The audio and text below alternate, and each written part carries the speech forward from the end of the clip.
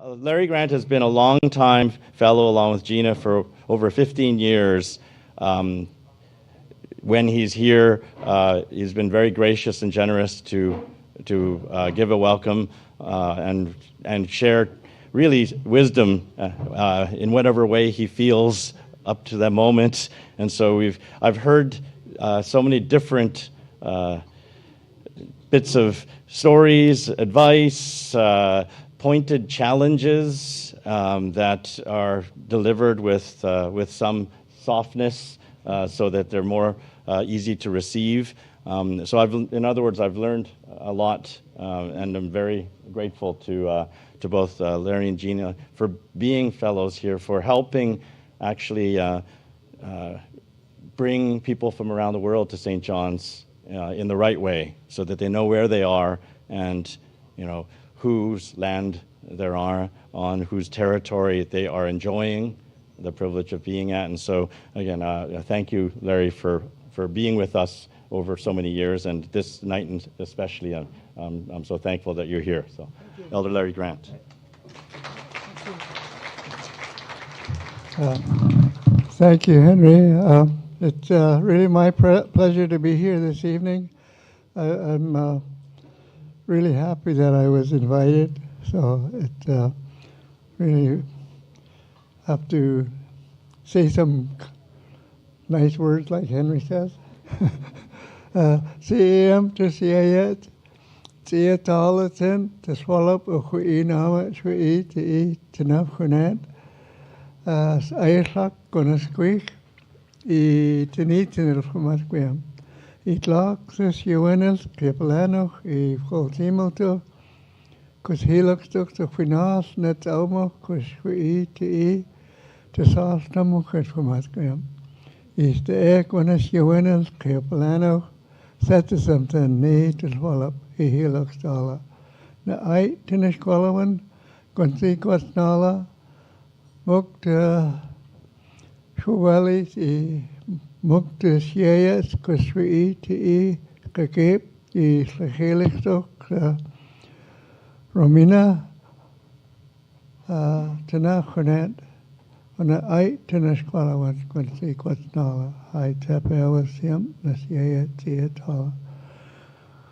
My name is Larry Grant. I'm Sayeslak is my Musqueam name, but I also have a Chinese name, Hung Lai Heng, from my father, and I'm from Musqueam, and it really been something to understand that I am a descendant of the warriors that were here when the first ships arrived from Spain under Captain Narvaez, and the first English ship under Captain George Vancouver. And I know our ancestors went out and welcomed the strangers on the ship and raised their hands and welcome to signify my hands don't carry weapons. We're not here to fight. We're here to negotiate or welcome you. And as our ancestors had done in that time, I do this evening and raise my hands in welcome to all of you that are here, gathered this evening to honor Romina, maybe pronouncing it not quite correct, I think, Rumana, and also to celebrate the launching of the story of her life with Denise Chong, and that's something that I think is sometimes you don't think things will happen in this land. Growing up under the acts of denial legislation from Canada that governed the lives of the First Nations peoples that lived here for thousands and thousands of years, and also all the other people of color. The Chinese Exclusion Act that my father came just before that, and but the head tax they had to pay to enter the country, and the quota, there was a quota on how many Chinese could enter in a year. So, and not being able to live a life as an equal in the times of colonialism that set up everything under the guidelines of the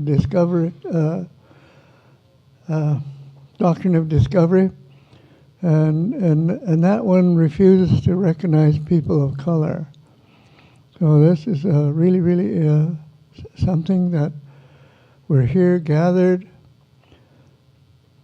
but it's something that we see that's happening around the world today, that we have people in the wars just in the last few years, and there's acts of violence, and we're here this evening on a personal level.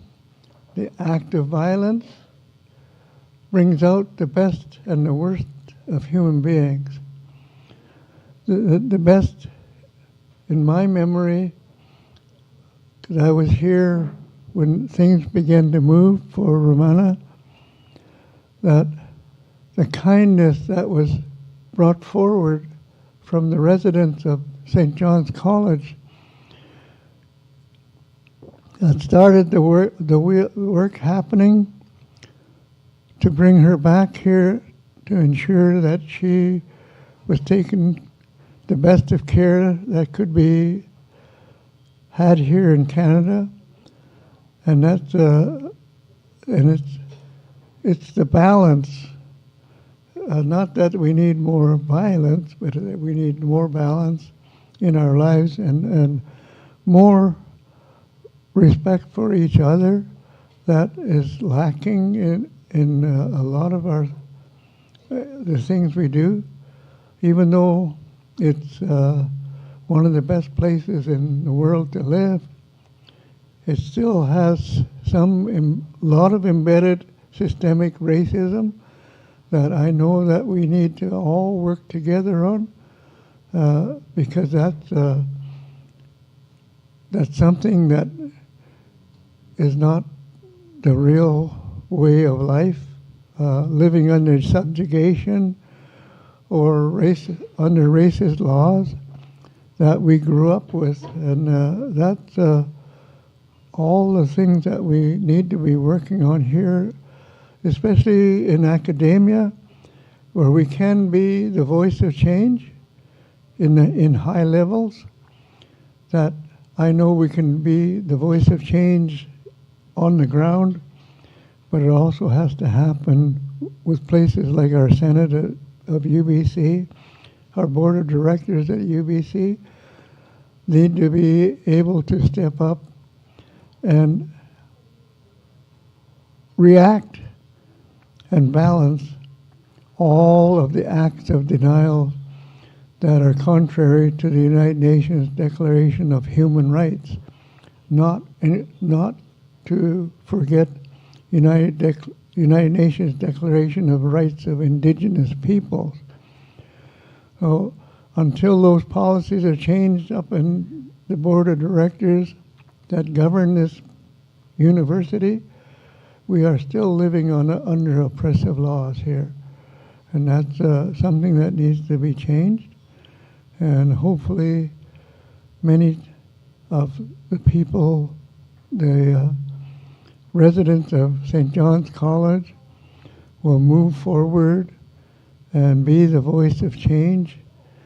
It's always that first step that's the hardest. But once it starts to move, it's very much like what happened 13 years ago. Once the first steps were taken, it started to roll, and the kindness of people came out. And that's the thing that I think we all have to meld all of those things that are there to deny us equity in the world. So I just wanted to say those few words along with our land acknowledgement, because we are the people that have lived here for over 10,000 years. We've been living here since the last ice age receded, and our stories tell us that we were here when the ice age started, and that's really, really important to have those stories or history. Those are our histories to be recognized by academia and all of the institutions that govern our lives. So I want to say thank you for the little time that I've asked for here, speaking. No one's thrown rocks at me, so, so I'm okay. And I want to collect Quincy Theatala, just Wallop, Kakipshwa E to enough for that. He said something need to swallow it Theatala. I tap it was Nasiaya. Thank you. Thank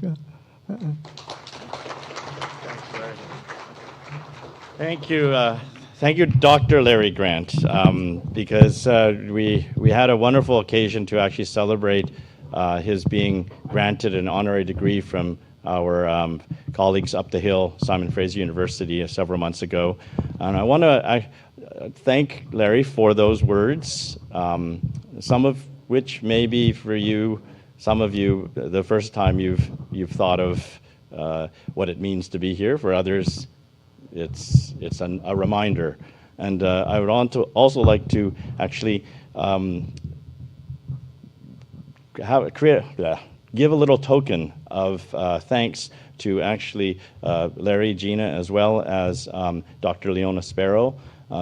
Dr. Sparrow received an honorary degree from UBC, but she also is an alumni from Allard School. I don't think it was called Allard at the time, it was just the law school, and anthropology degree as well. And she serves as the Director of Treaty Lands and Resources for the Musqueam Indian Band, as well as, for a long time now, the designated liaison between Musqueam and UBC. And so it's a great honor for her to actually be here to generously grace us with her presence for this inaugural Dr. George Shen lecture. So I want to thank them both by also acknowledging that we are here sharing the bounty of Musqueam and their territory as uninvited guests. And I think one of the things we'd like to do is to give you, as we do for many of our honored guests, a bowl that is symbolic both of, well, where we are here at the mouth of the river and the salmon, which is on the menu tonight, that is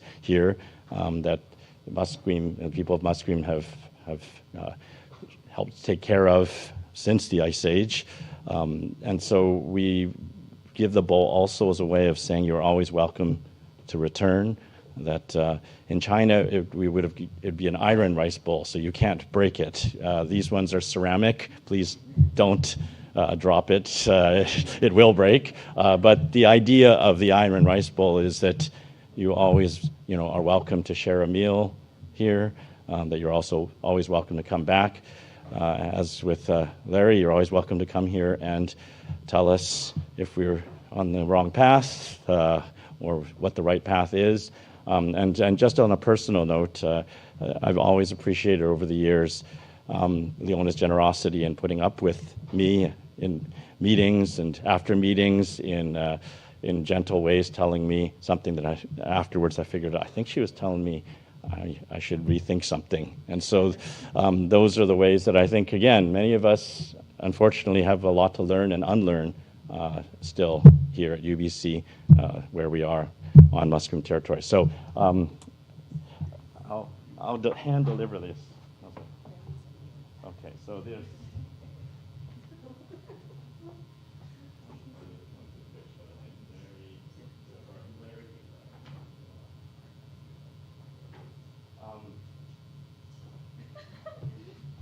This wasn't, yeah, I think I just went off script, but hopefully tonight will also be off script and just something that is unscripted and organic in the sense that we're among friends here. And the model here for those who don't know or who haven't been here for a while is the world around our table. And hopefully tonight, the world around our table, our alumni, our current residents, our friends, our supporters, our founders, that the world you make tonight, will be a special world that you'll remember in the years to come. I mean, it's a story, as Larry mentioned, of coming together, of resilience. And we're going to hear from Rumana and her friends later on, after dinner, just what it was like here, when they lived together. And that'll remind many of you who are also alumni of what it was like living here together. It hopefully will, allow some of those who are living here now to appreciate even more what you have and what you will leave behind when you leave. And hopefully what you won't leave behind are those friendships and the bonds that were created here. I want to now introduce the author of Out of Darkness, someone who I've had the privilege of knowing for over a decade because we worked on a project that she was doing oral histories of Chinese families who had come to Ottawa, where she resides. But she was really famous for a book that every K through 12 school child across this country reads at some point, Concubine's Children, as well as another book, The Girl in the Picture, about the very famous iconic photo from the Vietnam War of the little girl who survived a napalm attack during the war. And she actually was able to talk to her about her whole life because she eventually ended up in Canada as a refugee. So we're really honored to have Denise Chong. In fact, we were able to help in our small way the book project when Denise came to interview Rumana and talk to her. She was part of our world around our table here and able to live here while doing her research. And so we're glad to see her return again in a special night and to have had a small role to play also in the book launch on Wednesday, which was the formal book launch for Out of Darkness. This is just a plug. You can buy the book here tonight. We have a special price at $20. We're not going to sell it during dinner. That would be tacky. But after dinner, during dessert, you can get a copy. But please welcome Denise Chong.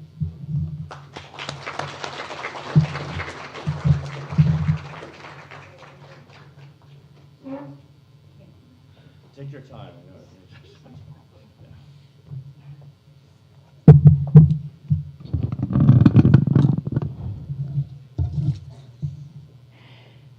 A place at the table greets us when we come into the dining room, and I see a place at the table when I go up to my room that I've been given on the third floor here.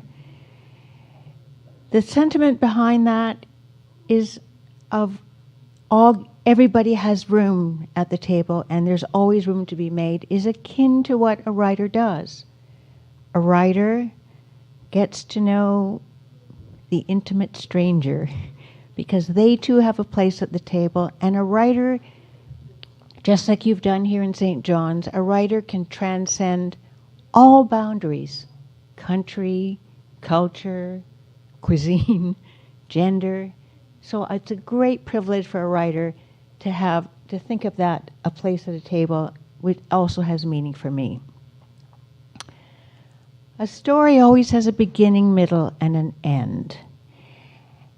When Rumana came here for her studies in 2010, that's the middle of the book.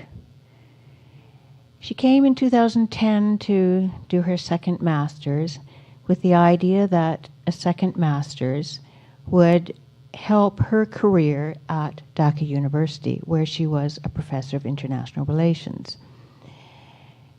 She did her year here, was ready to go home and do the research for her thesis, keeping in touch with her thesis advisor, Peter DeVerne, and planned to return in the fall, ultimately to finish writing it under his guidance and to defend it.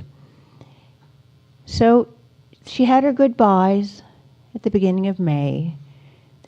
Everybody gathered to send her off. There There was a party on the 3rd floor on the patio there, a potluck dessert party. Someone made her favorite chocolate cake. They posed for pictures, and they all said their goodbyes because they knew Romana would not be returning to St. John's. She would live somewhere else in the fall. So it's about 3 weeks later. There are a few students left here for the summer who don't go home. Sotogne had just turned out the light in her room at St. John's College when her cell phone rang. It was a fellow resident, worried that something had happened to her friend from Bangladesh. She said she'd seen messages to her from well-wishers on Facebook. Sotogne had spoken to Romana on the phone only last weekend, and nothing had seemed out of the ordinary. She wondered, was someone pranking Romana? Then came an urgent rap on the door. It was Sarah Melly. Something's not right with Romana. Look on Facebook. Sure enough. We are praying for you. We pray that everything will be fine. Sarah said that the day before she had received a private Facebook message from someone claiming to have been a student of Romana's. Do you know what's happened to her? We have to help her. Sarah thought someone had hacked her account. The two friends decided they'd call Romana if they recognized a name among the messages. Finally, Tara Stowe, Romana's future sister-in-law. Romana had spoken about being a bridesmaid later that summer at the wedding of her brother to Tara. Sotogne dialed Romana's cell. No answer. She and Sarah were puzzled. Had Romana been in a car accident? Had she fallen ill? Who could they call? Just then, a private Facebook message came to Sarah from someone identifying himself as a friend of Romana's, studying in Australia. Romana's UBC friends should know that she's been injured in an attack. But how would this person know? He wasn't in Dhaka. Do you think whatever's happened has something to do with her husband? Sarah answered herself. No, of course not. Sotogne agreed. She and her husband have the perfect relationship. It's scarcely a day later when Romana speaks from her hospital bed in Dhaka, and the media learns of the story 8 days after the attack of this vicious, brutal attack on Romana that took her eyesight and left her lying helpless in a hospital bed. By then, as well, the stories broke around the world, including in Canada. You're going to hear later about the reaction of St. John's College and her others at UBC, her thesis advisor, those in the president's office, in the various offices of the university that someone put a team together. And you'll see in that reaction that, yes, it's friendship and fraternity that explained their reaction, but it's also that the students, the scholars, the fellows that come to choose UBC to study from around the world, the fact that they choose a liberal democracy to further their studies, and they choose St. John's to take up residence, to me speaks that they believe in social justice, and they believe in the power of education and the capacity for change. And in that, I think you will see in the panel that follows. So I just want to close by saying, in Out of Darkness, I think it was a great privilege of mine to be able to contribute to the honoring of the Johannian spirit and to St. John's and to UBC, of which I'll just say proudly, I'm also an alumni. Thank you very much.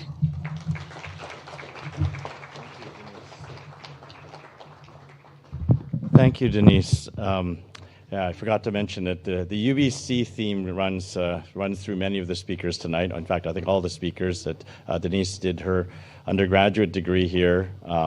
So again, this is a bit of a homecoming. So thank you, Denise, for coming back. Please also accept a bowl from us as well, just as with Larry and Gina and Leona, that a bowl that a little smaller bowl. Just to make it easier for you to carry it back to Ottawa. So, I also wanted to again thank the Janet, Shen, and Nathan for coming, and as well as the other Johanians. And we also have a copy of the plaque for those who haven't had a chance to read the plaque. Again, a big thank you to Zuen for writing both the English and the Chinese version. And as Elder Grant was speaking, both in Hunkaminam and in English, I think of the wonderful way in which this college brings together multilingual people from all around the world. That for many of you, English is an L2, as they say in linguistics, that English wasn't your first language, and it may be one of two or three or four. I remember there are some people who spoke 5, 6 languages, and that the world around our table here is in fact one of many tongues and many languages. And so appreciating that tonight is also, I think, part of what we're gathered to do.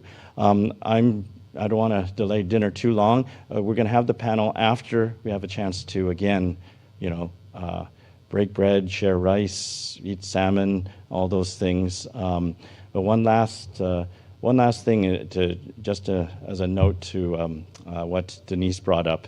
We have a second motto, actually, bringing people together to make the world better. And that one is perhaps something we don't trumpet as much, because unless you're actually doing it, it sounds like, empty words. And so in some ways, it's not a motto, it's more a call to action.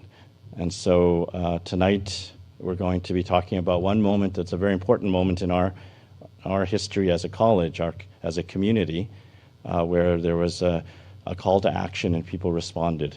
But that is something that, as again, Elder Grant reminded us, there are many calls to action and coming together to make the world better while breaking bread or sharing a bowl of rice or, again, having salmon as we will tonight.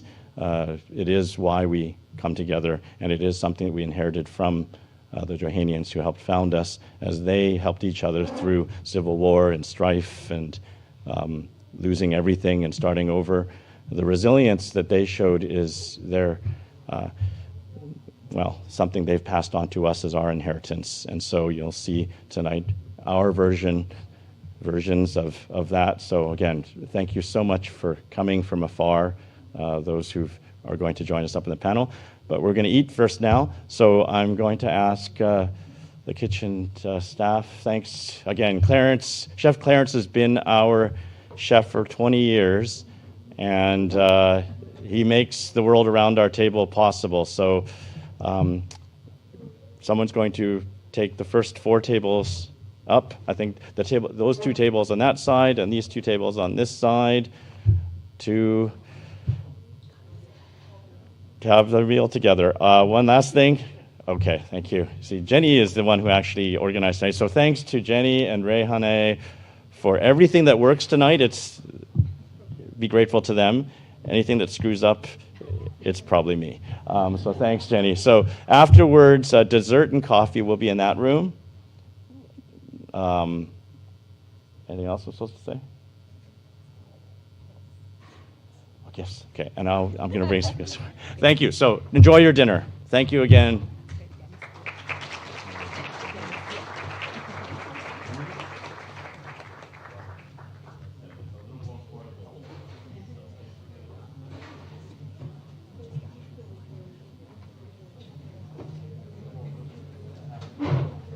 But Larry said that what's time if you're with family?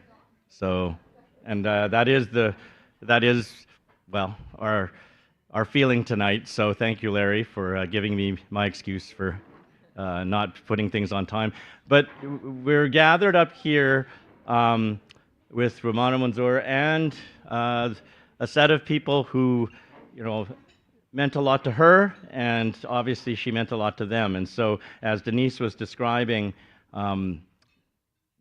this is St. John's, this is the community that many of you have been a part of. I want to introduce, well, Rumana in the center. And we'll get to what she's doing now as part of the story, but you know, that's later because we're going back in time. And so I hope you can imagine, for those who live here now, back when they were here, those who are alumni, back when you were here. Next to Rumana on my side is Sarah Melly. Yay! Welcome, Sarah. And thanks to Sarah for flying all the way from Toronto to be here with us. I don't know why anybody wants to be in Toronto in the first place, but it's good that you've returned to us from there. Next to me is Satonya Godwin-Hart, who was going through law school at the time. So she's a fellow graduate of Allard Law School. And then on the other side is long-term resident. That's a way of saying it took him a long time to finish. But that was good for us because as he was taking so long and becoming such an anchor for the community, we started to hire him to do other things like security and patrol at night to make sure all the doors were locked at 2 a.m. But also he became one of our first actually residence life advisors to help, again, you know, help people finish their dissertations by having writing groups or chai night, just so that you had an excuse to get together and unwind on weekends when work was overwhelming you. So thanks to Abhijit for coming, and also for spending the last few months helping out organizing tonight's events as well. And then next to Abhijit is Seku Karakol, who was a long-term resident and a real leader in the community, as everyone here was. I think many of the alumni here who were from that time know, you know, all of the people up here as being organizers of conversations, of outings, of social committee activities, of sports, so all the things that bind community together. So maybe that's a way of actually segueing and passing it over to Abhijit to kind of start the conversation going. So again, we're with family, you know, it's unscripted, so the camera's rolling, but just forget it's rolling. Yeah, no, yeah. North Star of St. John's College. I'll be part of the furniture, but that's okay. Oh yeah. So this is my first time to be in any of the panel discussions, so I don't know what to say. Unscripted Abhijit could be dangerous, but so bear with me. I just want to start with how my transition was from somewhere else to St. John's and kind of give perspective. I think many of the residents sort of felt similar way what St. John's was. So I used to live in Marine Drive next door. I would walk this way, grab groceries from the village, and I would see lots of people here having fun, basically. And then I had a chance to actually interact with some of them and decided to come here. When I first came here, it was extremely overwhelming. I was very shy, and I would sit on that side of the table. And while people who knew each other would talk a lot and communicate and have fun and parties and all those things. And we would be a bunch of folks just on this side, kind of shy. And then a year later or so, Sarah Melly came to the college, and one of the evenings she said, "Why don't you join us?" And the middle table used to be young and restless, bold and beautiful, whatever you would like to call. So I started joining different tables and got to know lots of different people. And this is how it sort of began, sort of the journey for most of us. And just on the note that how many people I have met here when I left St. John's, I realized from my Facebook account, I met about people from over 70 countries. So I cannot imagine staying somewhere else and meeting with so many different people. And thanks to all the friends who are here and people like Sarah Melly who were part of the social committee. She was the social glue. So with that, I'm going to pass it to Sarah. Amazing you're not talking over each other like I remember. It's like Not yet, nobody's not cutting each other off yet, but the night's young. I guess I'll share how I met Rumana, I suppose. So Soti, Rumana and I, we came here, and Seku, we came in the same year, so 2010, and there was another girl as well, Isa, so we were a good group of friends, and I have to share this with you because I still tease Rumana about it. So I come from Malta, which is a very, very small island, and I had met that many people from outside of Malta, so when I see her, trying to make conversation, brand new, and we were in the hall, and I say, like, oh, are you Indian? And the look she gave me, like she gave me the side eye. She's like, I'm from Bangladesh.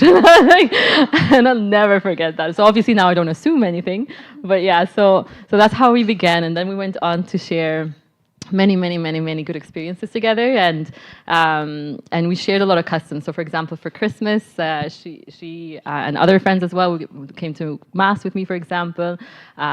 We cooked each other's foods. We spent hours and hours and hours simply talking, a lot of times in the kitchens making a mess and cleaning it up. But yeah, most of our bonding time came through talking, conversation. And here in the dining hall, we used to spend hours here, which explains why it took a little longer as well to finish my program. But it was worth it. It was worth it. Yeah. I'll pass it on to Sophie.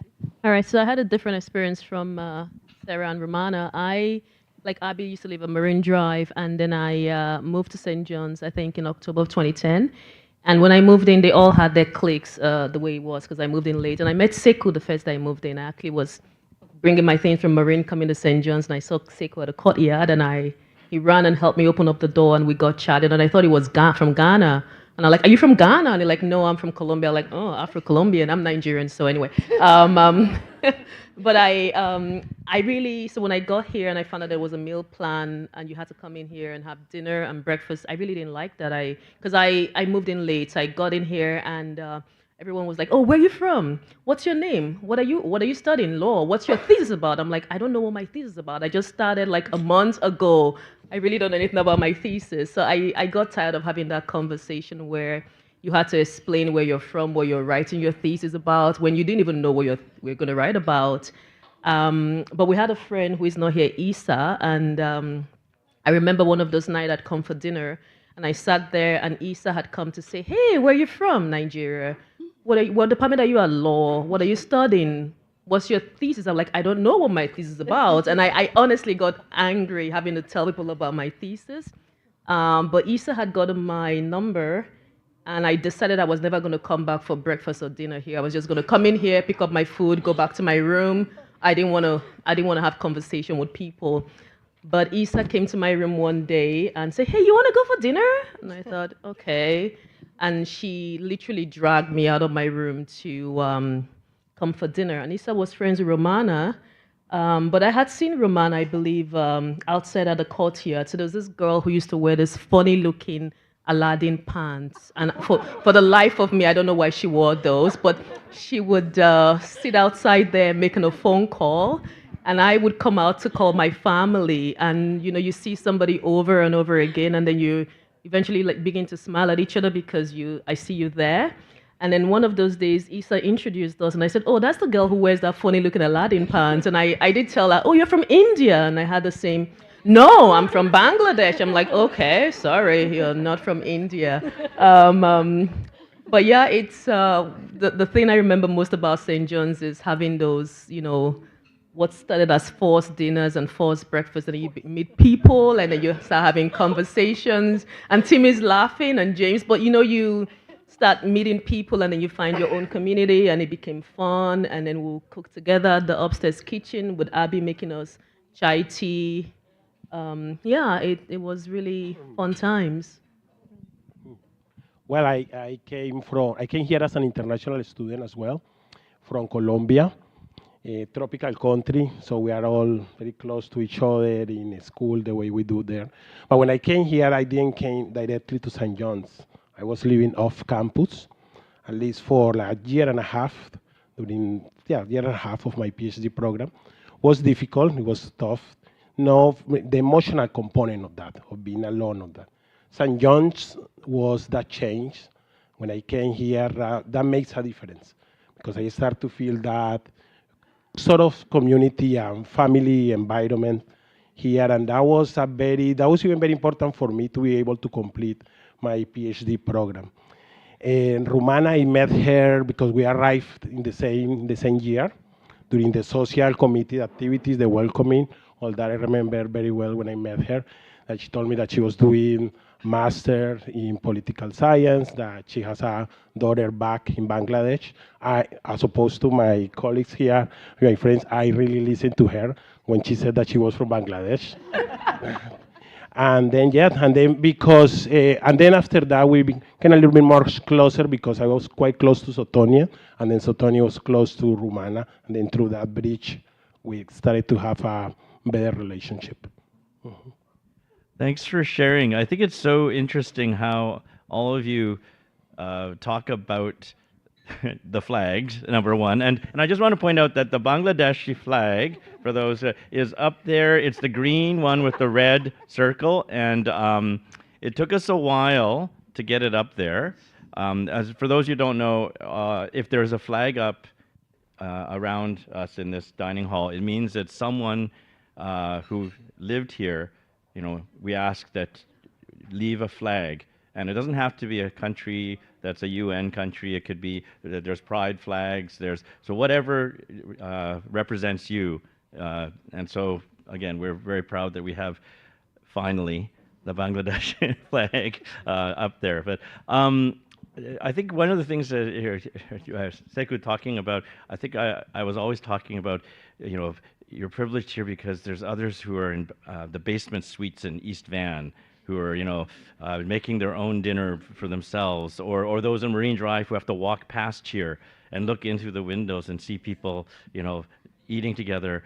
And before I sort of ask everyone to sort of talk a little bit about the kinds of things you did, what's amazing is that, to me, even in hindsight, is that Rumana, you only lived here actually 8 months, and yet in those 8 months, you formed such powerful relationships. And I think, again, it has to do with being forced to eat together, being forced. After COVID, we all went through that. I remember last year I used to walk our dog and come through the courtyard, and at 9 o'clock it would be empty here. And then gradually, finally, even if we were walking our dogs, my wife and I, at 10:30, there would be people still here, even though dinner had been over for 2 hours.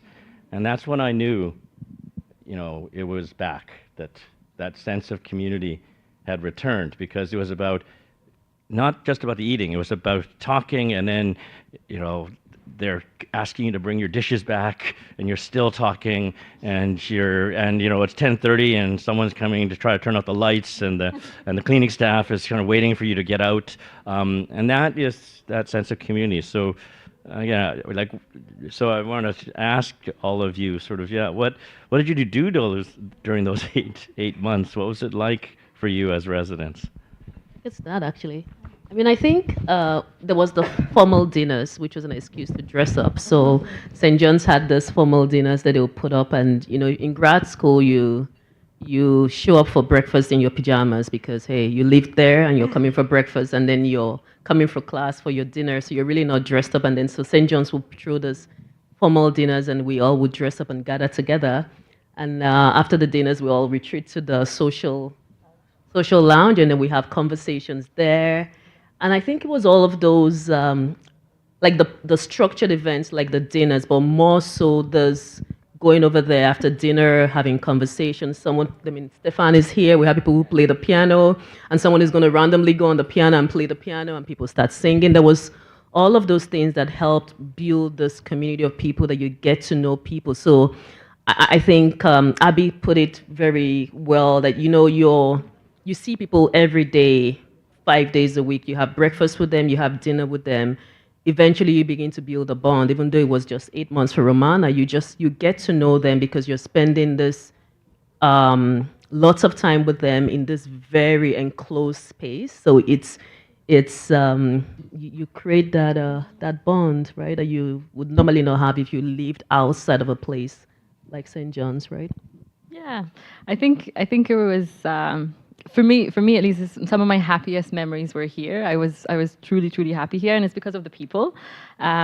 We had a lot of committees, so there was social committee, there was social justice committee, there was orientation committee, a lot of committees, and they were all really fun. So coming from a very traditional place, some of the things that I was interested in was keeping up traditions in St. John's. So we organized events, one every month, and I had a secret goal of getting at least 50 people there, and we did.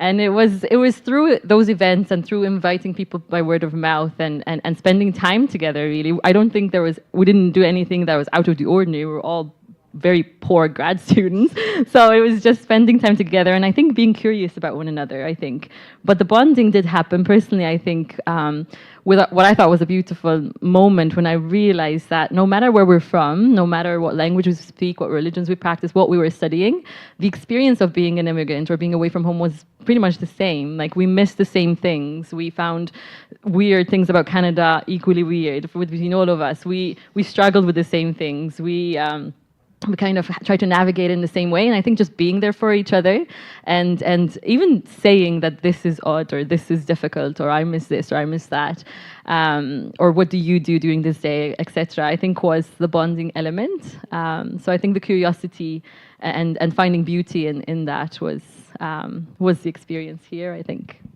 Yeah. You go. Okay. So for me, it was very important, the conversations, really the conversations during dinner.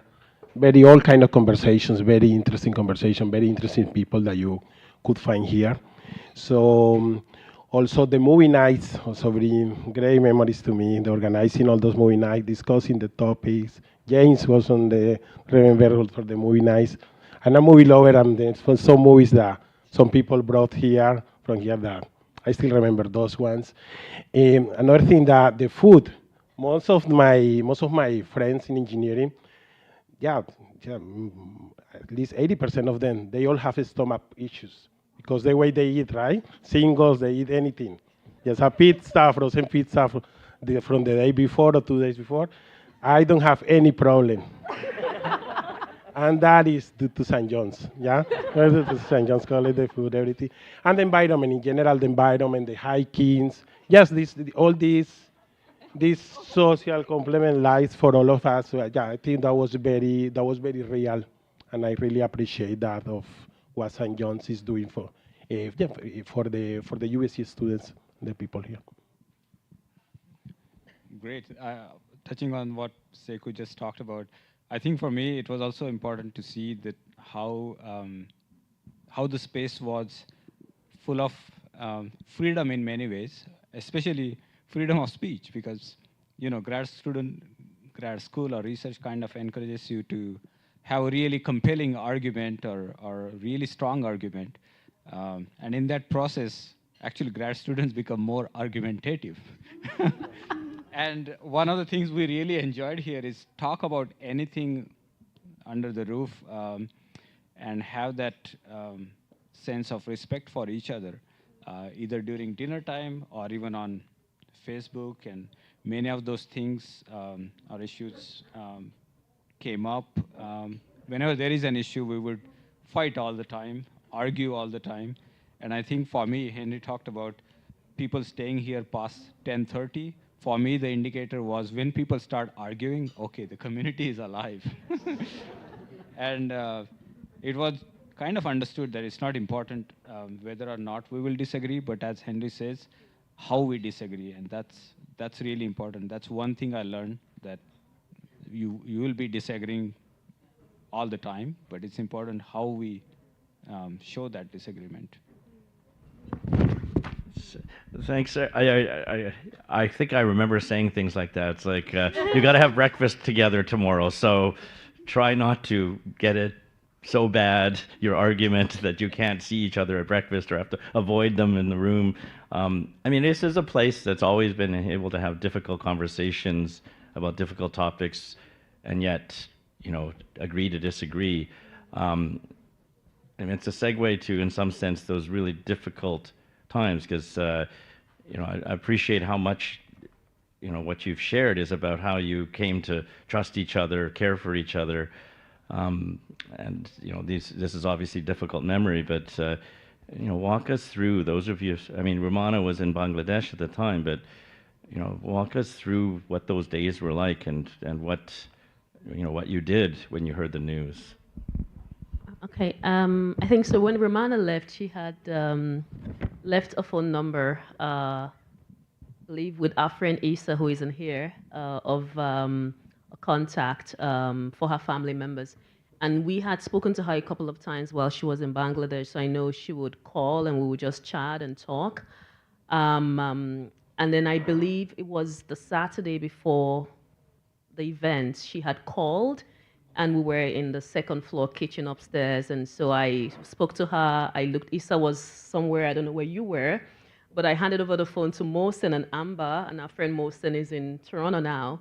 And we were just teasing and talking, and she had said something to me, so Tonya, my husband isn't letting me be. And it never really clued into me what she meant by that, because I was talking to your friend Sabira, who is here, that I mean, when you met Romana, you knew she had a daughter. But if you never asked her, you wouldn't know she was married. And she never said anything good or bad. So I think we all just created the image of what we thought her married life was like. But to me, she never said anything good or bad about what her marriage was like. So I had said to Isa, oh, by the way, Romana called, and she said her husband isn't letting her be.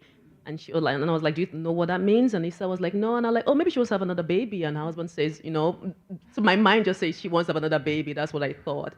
And I think Avi's laughing at me. But anyway, so I believe a few days after that, I'm in my room and I've really gone to bed. And Elena Breinstein, who was one of the residents here, called me to say, Sotonia, something is wrong with Romana. And I said, oh, no, I spoke to her on the weekend. She's fine.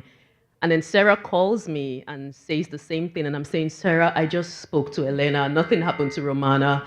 But Sarah, being her, she says there's something going on. And she comes. So Sarah's on the second floor. I live on the first floor. Sarah comes downstairs, comes to my room with her laptop saying, Sotonia, something is wrong with Romana. And so I think in one of those moments, I'm really grateful that you were on Facebook. And there were things going on Facebook that day. But so Sarah goes through all these messages about what's going on. And so we call Isa, and Isa comes downstairs. So we're all in my room, and then we're reading this messages of people saying, get well quick. We're praying for you. And it didn't make sense. So I called the number she had left for us in Bangladesh. And normally when I call, she would just call back, and she didn't call back. So we're like, okay, there's something going on. So Isa calls the family member she left the phone number with, and so we say, we think there's something going on in Dhaka. Have you heard? And they said, no, we haven't heard. But the guy had said, oh, why don't one of you leave your numbers for me? I'll call Bangladesh tomorrow and I'll find out what's going on. So I gave this fellow my number. And Sarah, I'm going to let you, because I think someone else had reached out to Sarah from Australia and who told Sarah what was really going on. So, I mean, lots of things are disjointed in my mind, but I think there was a conversation happening in my room, and we're all trying to figure out, is this a joke? Is this really real? What is actually going on? And Yeah, so similar to what Sati said, we had no idea what was going on within the marriage, and you don't ask those questions, I suppose. So I do remember that when she was leaving St. John's to go back, she cried so much. And us being like single women, we're like, why are you crying? You're married, you're going to your husband. Like, where's sexy lingerie? Like, you're gonna have a good time, you're going home. So we didn't really clue in, like, why she was crying so much. And then as Soti said, like there was some communication, and then I received a message from someone I probably will never meet. I don't really remember his name. It was a student of hers who was from Bangladesh but is living in Australia, and he said, "Ma'am is unwell. Like take care of her." And as Denise said in the book, like I thought it was spam. But then when we were in the room, Soti's room, we were thinking like, okay, something must be up. So we, again, looking through Facebook, we realized that something was up, and we had some ideas. Like Soti thought maybe she's sick. I thought maybe she had a car accident, or it was vice versa. And then Isa at one point looked at me and she said, like, oh, you know, maybe it's her husband. And it was like, so like, you can't imagine that, right? So we're like, no, obviously not. And then I think it was, I don't know if it was a day later, because it's been a while. I don't know if it was a day later or a bit after, when we found videos from the hospital. And at that, I remember we just burst out crying, all of us, because it confirmed that something is not just, you know, it was gravely going on. And I remember seeing the video with her eyes covered, and obviously she was speaking in Bangla, so we weren't understanding. But it was a trauma to see your friend, someone who was here just a few weeks before, lying in a hospital bed, heavily bruised. And from then on, it was go. It was go. It was very busy from there.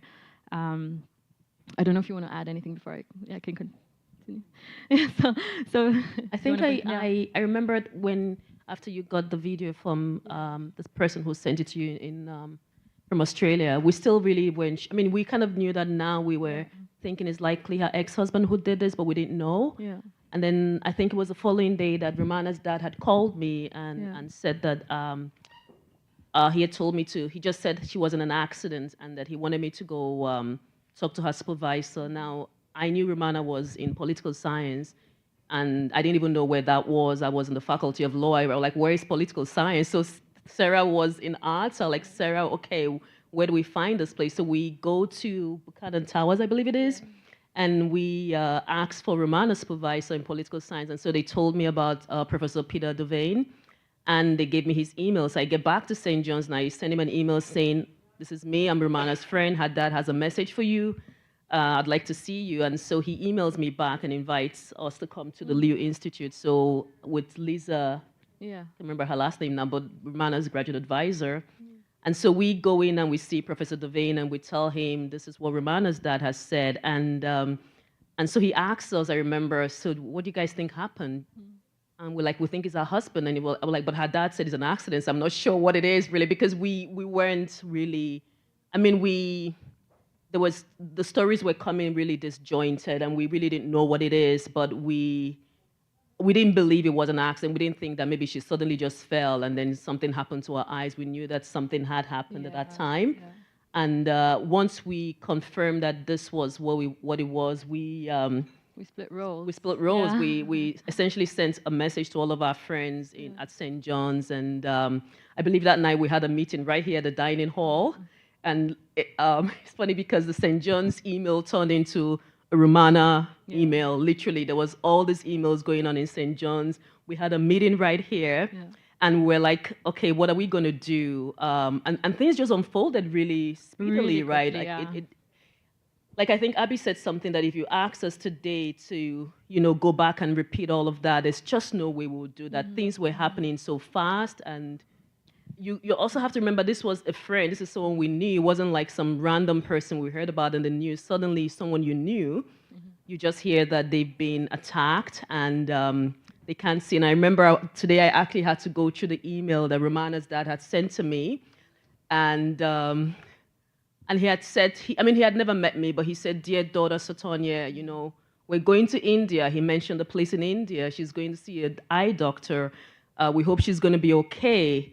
And thank God for Mohsen, because he comes up with the idea that we're going to do a rally, and we're thinking, okay, whatever we're going to do, this has to be big. We're going to have to make this gather whatever attention is going to gather, whatever it is, right? So, we had weekly meetings. So every Wednesday night was the updates from Rumana's essentially meetings, and this room was packed. Like almost everyone, I think, would show up to them. And I remember the first one, like we looked at each other and we kind of like gulped and be like, how are we going to project our voices even? Because it was so full. And a lot of people started to get involved very fast. So for example, the Bangladeshi Student Association every single day would translate for us the news that because it was the story continued developing in the news there. So every single day we'll get updates of what is happening in Bangladesh and what's on the news there. And then we split roles. So Soti was in touch with her dad. I was in touch with her brother. We split roles. So someone goes to the house because of visas. We went to tell, obviously, the office here, first and foremost, to talk to her supervisor. So it was a lot of roles that we had to do. And then during those meetings, essentially was updates of what we know about Rumana. And then also people would bring ideas. But it was also a lot of emotions as well. So for example, Mohsen had the idea of, and we organized a rally, but it was a point of contention a little bit. We weren't sure. Like it wasn't like, yeah, let's do this, and we all did it. Like we were all international students, and when you're an international student, you're scared about your visa, right? So and we're told like, don't participate in protests, like keep a low profile kind of thing. So that was a big point of discussion. Like, shall we do a protest? What kind of protest? Will we get in trouble? Like, will it actually help Rumana? Like, what does Rumana even want? And I remember in talking to her brother, it really clicked at one point because he told me, he's like, Sarah, these are family. Like this happened, like they grew up together. It's not like someone random you can easily, all of a sudden hate. Like it was a deep-rooted family happening. So it was. You start to realize how complex it is, and then that's when I guess we started to tap into, I guess, the resources we had as international students. So there was a student, Elena, who was doing a PhD in law, human rights specifically, and to get international attention, we wrote letters to our ambassadors or whoever we could write to get it out there. But at the end of it, we were a group of international students scared and hurting for Rumana and wondering like, what can we do? But the rally was a pivotal point. I think after that, it boomed. Like UBC then started to get involved, and we were proudly in our SJC shirts. One of the students had made stickers saying "Justice for Rumana." We changed our profile pictures on Facebook to say "Justice for Rumana," and it was a really powerful rally. It was a peaceful rally. But I remember so many women came up to us. It was overwhelming how many women would come up to us and tell us, my daughter was murdered by her ex-partner. And it was scary and shocking, like how real this is. And it also made us realize this is not something that happens in Bangladesh. This is something that happens here as well. And it was a lot. It was a lot. But yeah, every Wednesday. Yeah. So we actually have a clip of that rally on the news, and so just again, you were describing it. It might be good to. It's over on that TV for those who are facing the wrong way. I'll give you a second to turn around and.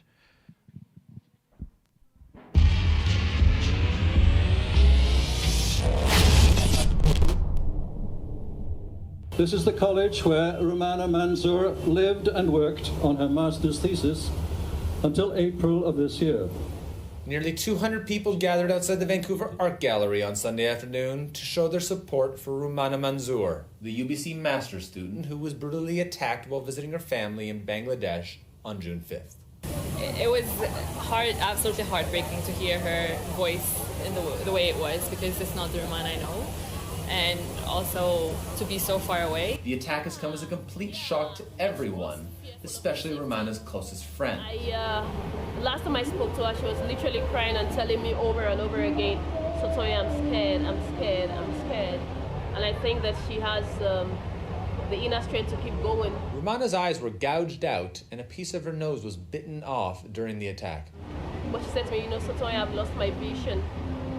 But then she didn't want this public, at first, and then and that's just like her. She has so much strength. It's amazing.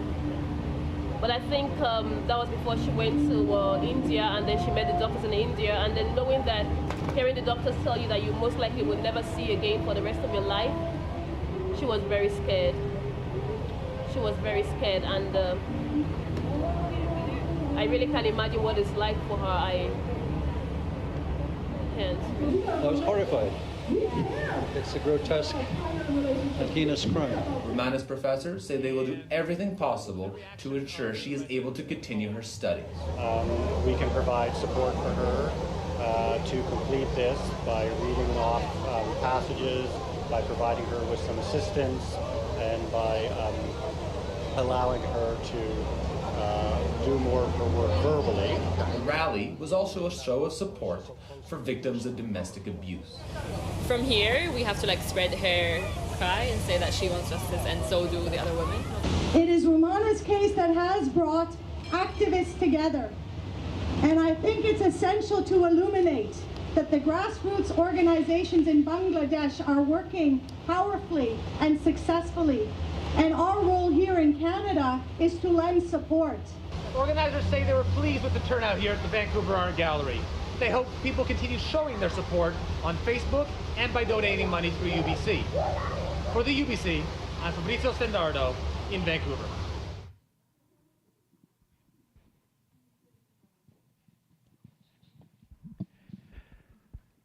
I'm sure I'm not alone in kind of trying to find our feet and sort of, and again, I know it's tough for many of you to relive that moment, and again, our gratitude to Rumana and all of you for sort of sharing, even though I'm sure it's difficult to think back.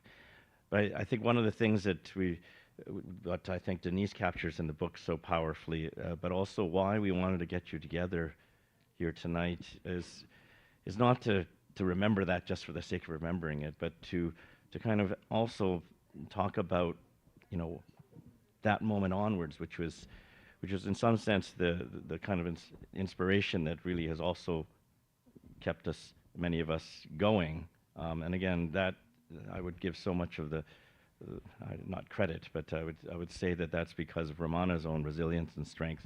But in those months ahead, I mean, I know that there was a lot of struggles, but take us through some of that. And Rumana, feel free to also, share if you want to say a few words as well. But what was it like after to kind of really find the hope to finish your degree, and for the others of you, what were you thinking when you were, rallying around that cause of not just bringing her back, but once you realized that, your sight wasn't going to be able to be recovered, moving forward. I don't know, Rumana, I don't know if you're...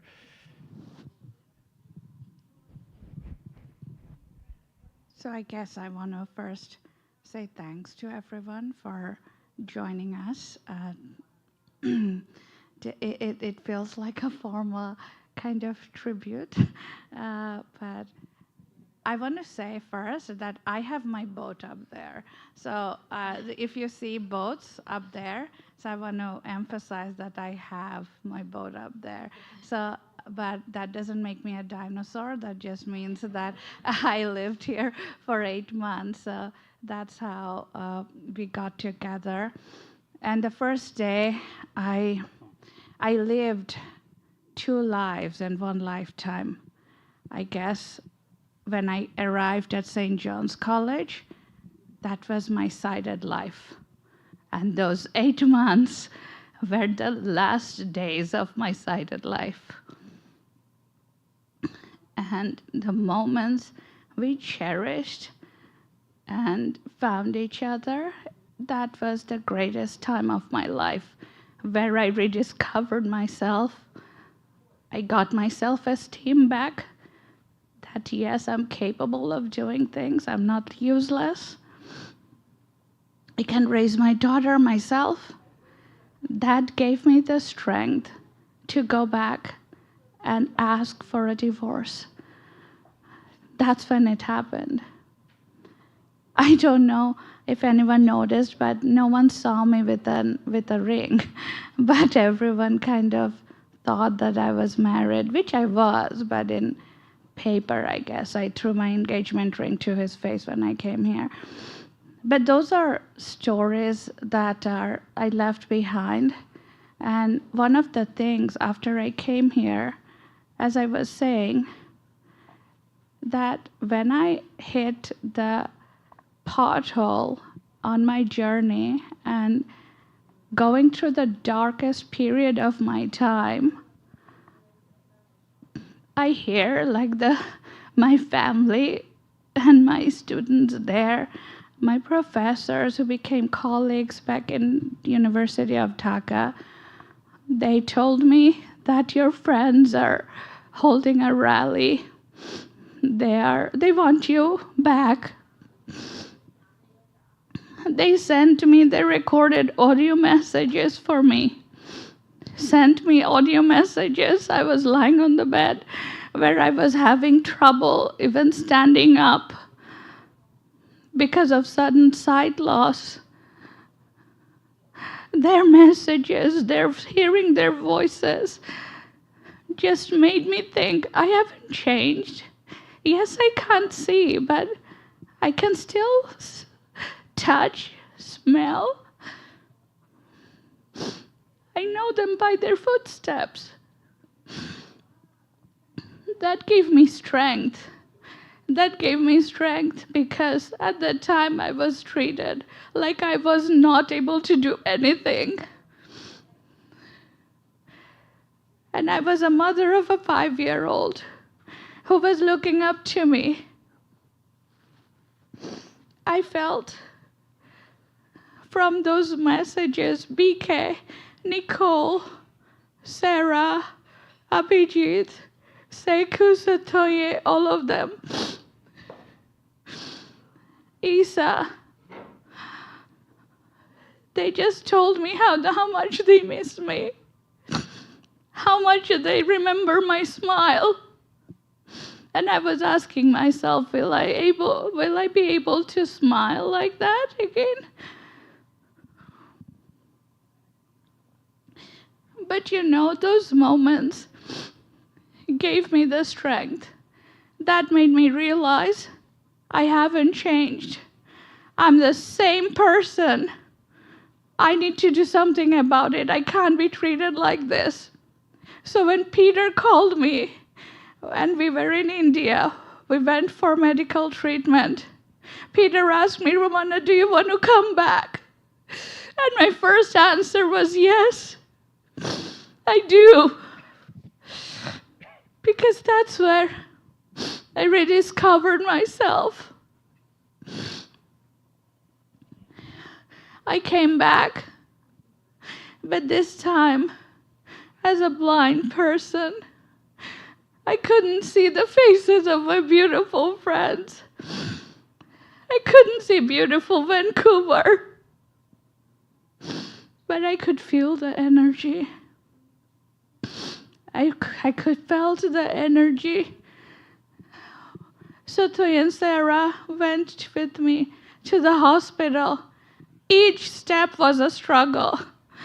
Even my veins weren't cooperating with me. Each time they had to make a cannula, an IV port, they had to call an IV therapist because my veins were too narrow, so a regular nurse couldn't make a cannula port. And I remember so many pokes and Sarah and Sotoye hugging me, holding my hands when I was first taken to the hospital right from the airport. And my doctor, ophthalmologist, later told me that, each time I came to talk to you, Rumana, I saw your friends were sitting on the floor, on the chair, on your bed, everywhere. It seriously felt like a human general assembly. And I remember them talking to me as if nothing happened. Sarah and Sotoye, So Tanya, I know those uphills that you had to climb through couldn't stop her. They climbed, they went there every single day. At the time, I suck at everything. I suck at walking, I suck at eating myself, everything. They used to feed me. They used to argue with each other, fight with each other that who's gonna feed me this time. And my dad saw that. My dad, who used to go there and sit every day before my mom arrived with my 5-year-old daughter. He saw that. And then he realized, oh, my daughter is in good hands. Then, after 4 surgeries and a nose reconstruction, when I heard for the first time nothing could be done to restore my sight, I came back. I came back from the hospital. I came back home, and then my SJC friends, they took turns to go see me, to spend time with me. It didn't matter if I wanted to be alone. They did not let me be alone. They always made sure that, okay, I'm bombarded with questions, and then their laughter, Sarah Millie, I will still laughing all the time. But now I know that's the reason why I didn't go farther into darkness. My life was already dark.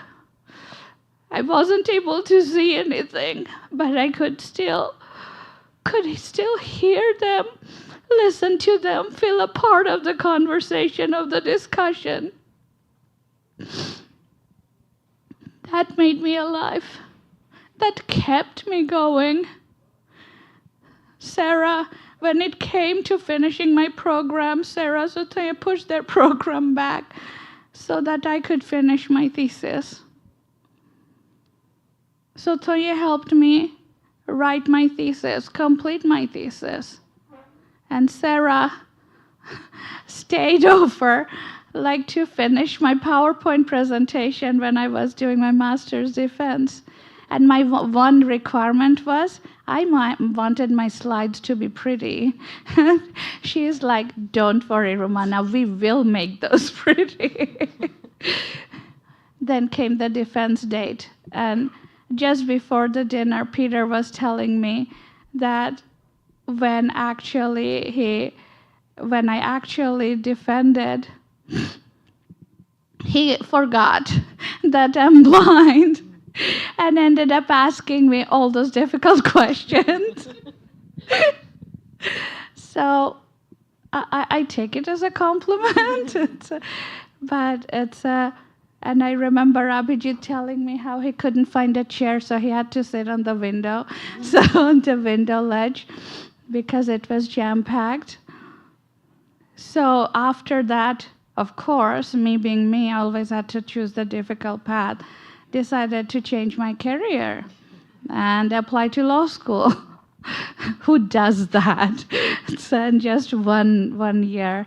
And my point was, yeah, let's give it a shot. I have nothing to lose. And I did. And you know who helped me? Again, my St. John's College friend, Sina, Abhijit, Drea. They went to my place, basically read the test questions to me, because the law school admission test, oh my gosh, it's not easy. Within 2 months of going through those test questions, I wrote my LSAT. Again, I remember I was wondering, okay, even if I graduate from law school, I need to know what's their employment rate. Who will give me a job? So I ask Abhijit to take me to law school, and then he enters and says that, oh, Rumana, it's like a different island. Everyone is dressed up differently. I can't see anyone in yoga pants. And that's how it started. And I found out 5% is their unemployment rate. And I'm like, what if I'm among the 5%? And even after law school started, like after LSAT was over, my master's thesis was over, my master's defense was over, my other friends moved to different parts of Canada, even in US. But we are still in touch. BK took my daughter to swim lessons 3 days a week. My other friend, Elena, she taught me baking because I sucked at it. I make the best banana breads. All those things that kept me going and then reminded me I'm not dead. I'm not dead because my friends are with me. I'm not dead because my family, amazing family, is with me. My parents, my brother. I did not like talking to anyone else. I just spoke to my brother at that time because I didn't feel good. Everyone was treating me differently when I was in Bangladesh. But I come here and I find that, oh, I have my friends. I'm well supported. That gave me the lifeline, I guess.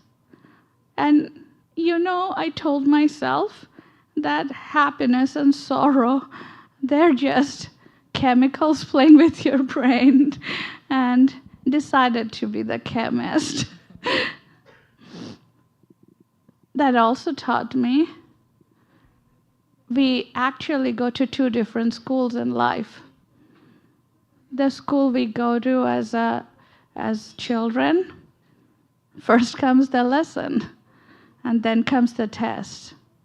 But as adults, first comes the test, and then comes the lesson. And lesson learned, you cannot survive without your friends. You cannot survive without your family. You cannot survive without a community.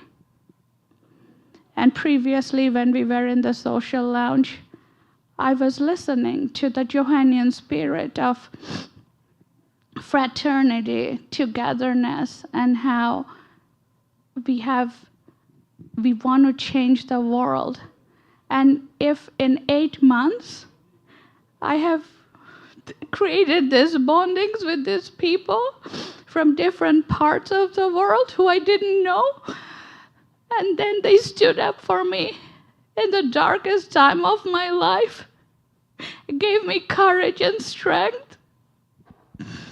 I don't know how else we can actually express the spirit of Johannians. This is where I rediscovered myself because of these amazing people. The first day I entered the dining hall after coming to St. John's College, I wanted to run away because there was so much light, and I'm like, oh my gosh, everyone can see my face. But I didn't. I stayed.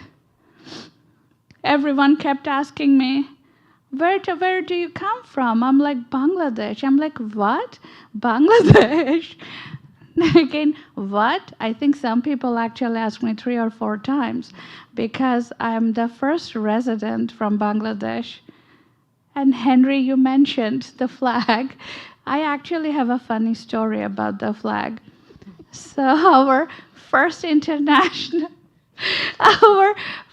international dinner, everyone has their flag. All my friends have their flag. I come, my flag is not there. Okay, where is it? I go to Sandra.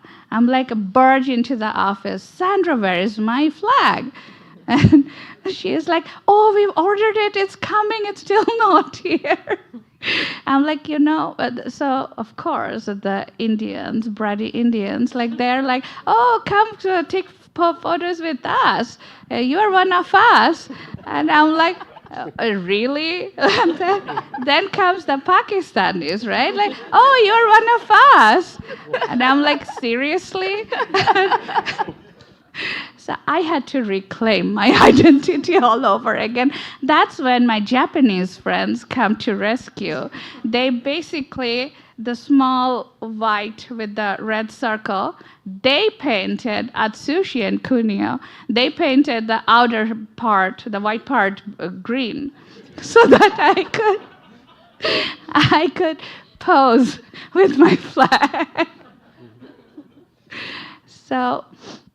I also learned origami from them. And when Henry was talking about unless people first, they ask you to put away your cutlery, everything, and then, it's the time to put the lights off, all those happened with us. Like we were kind of here. We actually, if we could, maybe we would sleep here too.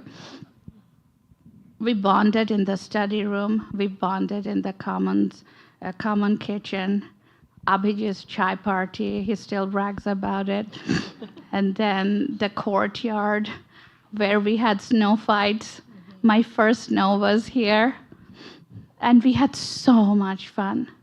So much fun.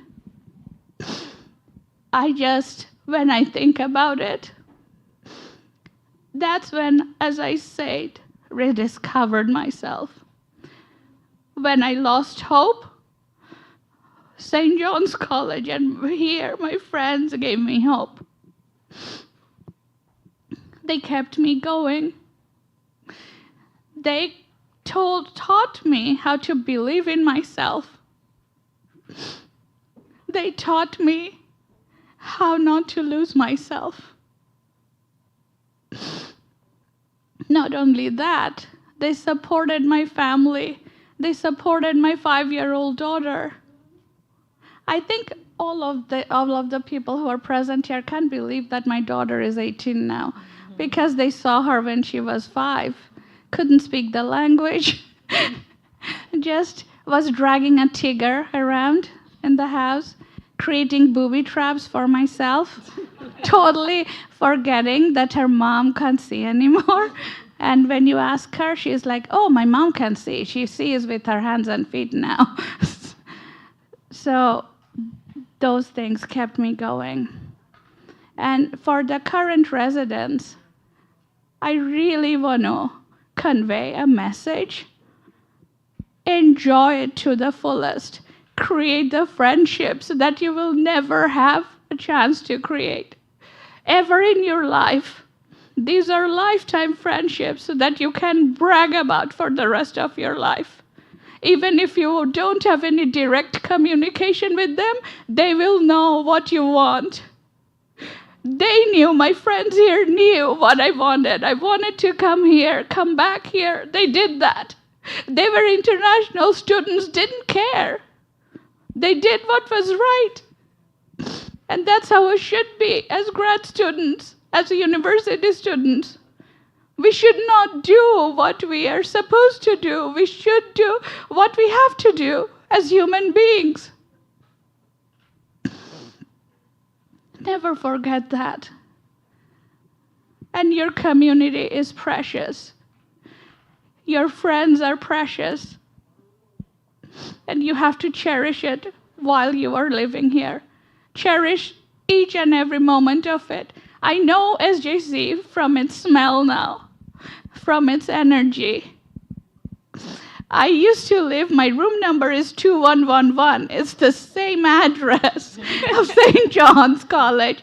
So many times I was asked again, what's your room number? 2111. Oh no, I asked about your room number, not the SJC, the lower SJC address. I'm like, yes, that's the same. I don't know if it's unfortunate or fortunate. So yeah, I don't remember laughing like that ever in my life after I got married. I had a great childhood. I had a fantastic childhood. I guess that's why I'm positive. But I also would ask you to keep the hope. Because when Hopeless told me that, oh, Rumana, you can never be a lawyer. You can't even pass the law school, write the law school admission test. I said, I have nothing to lose. And that's why I am a lawyer now. So that's what happens when you don't listen to the hopeless. Focus on the hopeful in yourself. Believe in yourself. And never give up.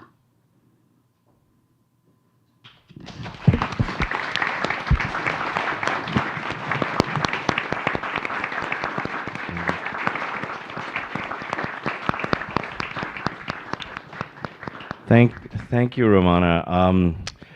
I know it's some of you may have things to go to and get to tonight.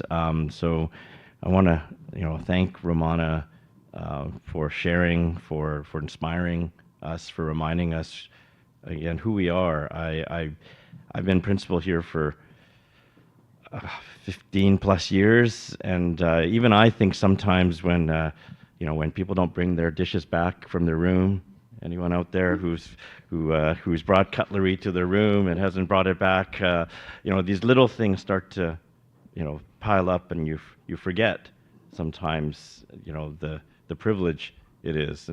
But what I heard tonight also is it's actually those mundane everyday things that during those 8 months that actually brought you together.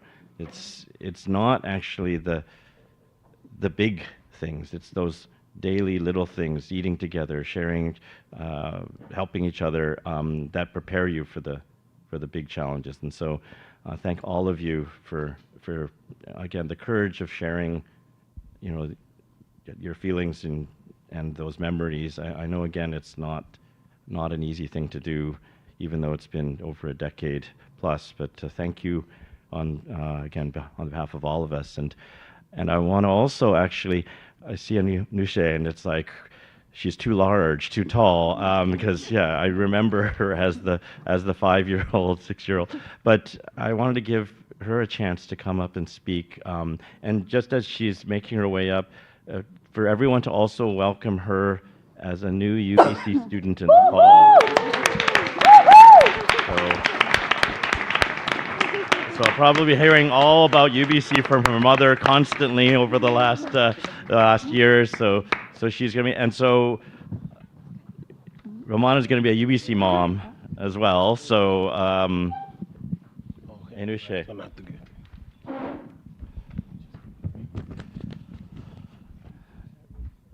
Please have my seat. Yes.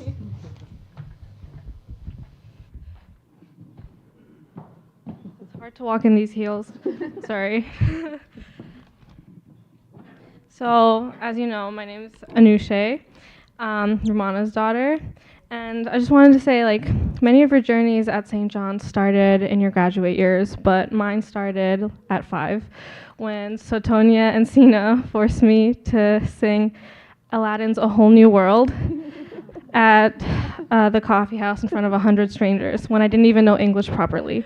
So, yeah. I had the privilege of watching my mom have some of the best years with her friends here.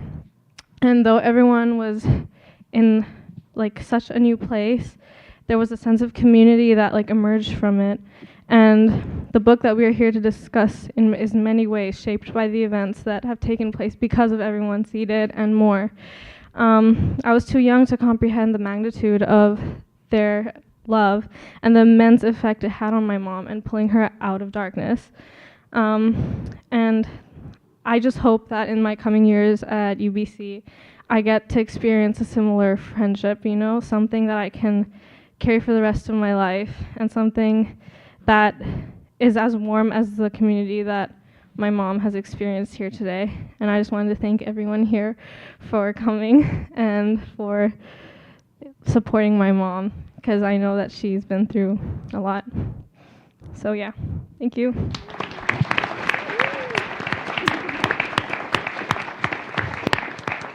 Thank you. Thank you. And you can stay up there. If you look better than me up there.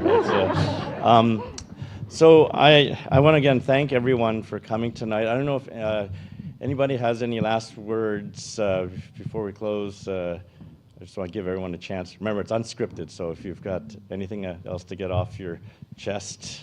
I do, actually. Yeah, okay. I really want to thank Rumana's parents and her family, actually, because when we used to go to the hospital, I remember clearly her dad telling Auntie, Rumana's mom, he said, "You have more daughters now." And it is so true. They took us as their own. Like, they fed us. We used to go without asking. We didn't even know if they wanted time to themselves. We just went all the time, every day. And they really made this place a home. And in fact, actually, I was telling Rumana, when I was coming here, I ran out so fast because I told her I knew I wouldn't feel loved when I'm here. And it's thanks to them. So I cannot begin to imagine what they were going through, what they were feeling, but they really were and are, and I'm sure will continue to be like parents to us too. So thank you, Auntie and Uncle. Thank you for joining us. So we got a couple gifts that Ray and I want to thank Ray and Joanna and Jenny for all the work that you've put in over the last 8 months to organize tonight. So a big hand for our staff at SJC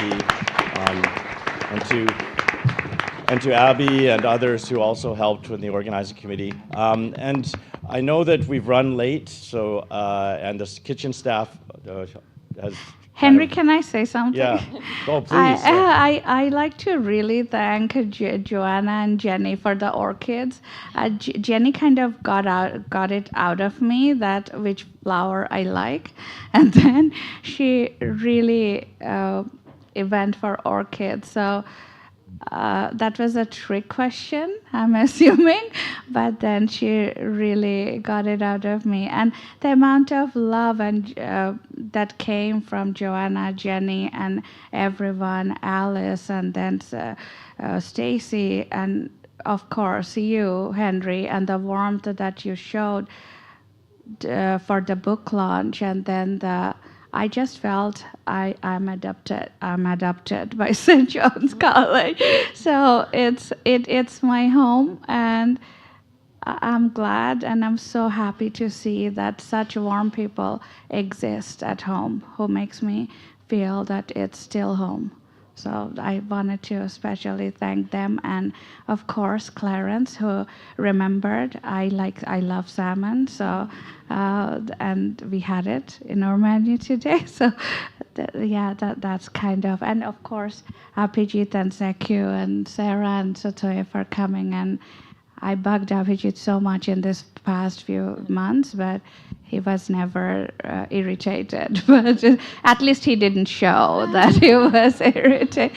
So yeah, so thanks to everyone, and I love you all. I just do. Thank you. Thank you.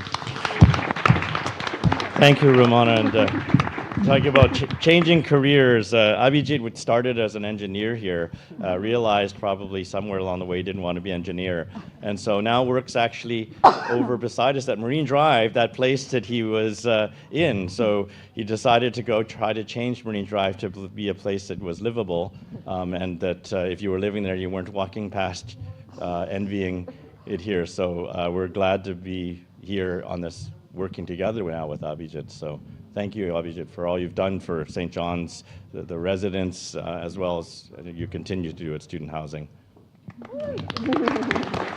So I hope you enjoyed the dinner. Maybe one quick thank you to the kitchen staff, and again, Chef Clarence, for a wonderful meal. Thanks, Chef Clarence. He won't come out. He never does. He's too humble to come out and acknowledge the thank yous. But I know he can hear us. And Ray, what we have is Rumana, a UBC mom mug. Literally, it's from UBC Bookstore. I bet many of you didn't know that there is UBC mom and UBC dad, UBC grandmother, UBC grandfather. So there's other other stuff that's still available, but as our thanks to welcome you home again. And you always have a home here. You already actually have a bowl, so that unbreakable bowl gives you the ticket back in to share a meal anytime. For Anoche, we've got a hoodie, a UBC hoodie. So now you can be like cool with the kids here with their UBC hoodies. Thank you, Ray. Ray will. Abhijit, Sarah, Seku, Satonya, thank you so much for taking time out of your schedules to join us. We're giving you a copy of the book and SJC cutlery. So yeah, so we don't have to harangue you about bringing back the cutlery like we do sometimes with our own residents right now. Yeah, we know it's getting late for many of you, and again, my apologies that I'm a terrible timekeeper. But again, you're welcome to stick around. If you need to head home, of course, we understand. But if you want to be a true St. John's resident, you'll shut the place down until we force you to leave and start flickering the lights on and off. But there's still some dessert. There's I believe there's still coffee. Yeah, please feel free to. We have some books available for those of you who still would like to get a copy. And of course, Rumana is here. Her friends are here. Denise Chong is here.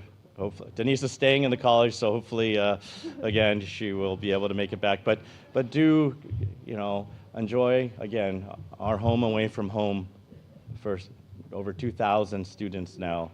And just explain for those as a last, when Rumana mentioned the boats, up above you, those were all hand-folded by our residents, by our fellows, by our alumni, by the faculty or our friends. It was done for our 15th anniversary.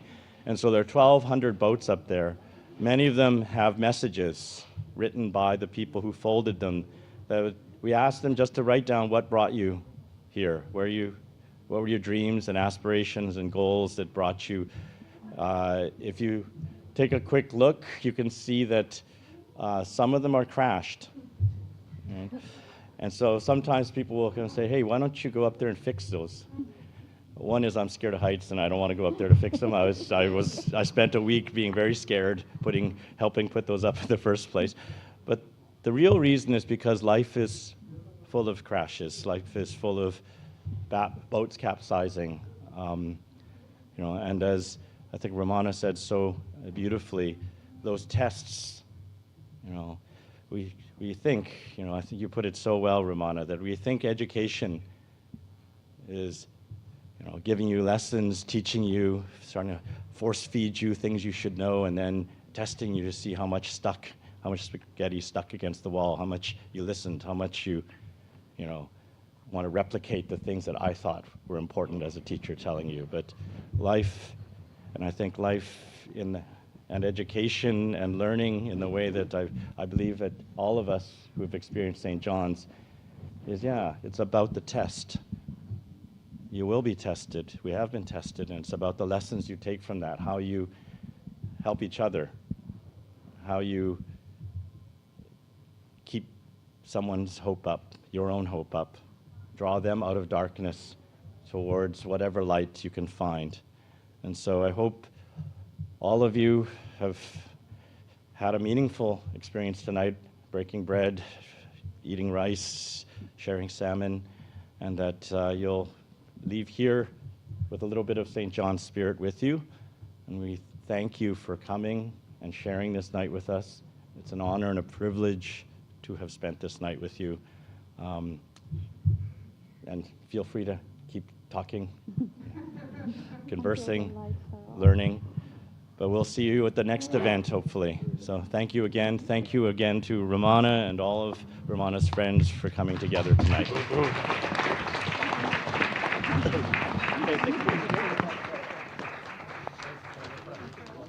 Pictures. Yeah, why don't we take some pictures?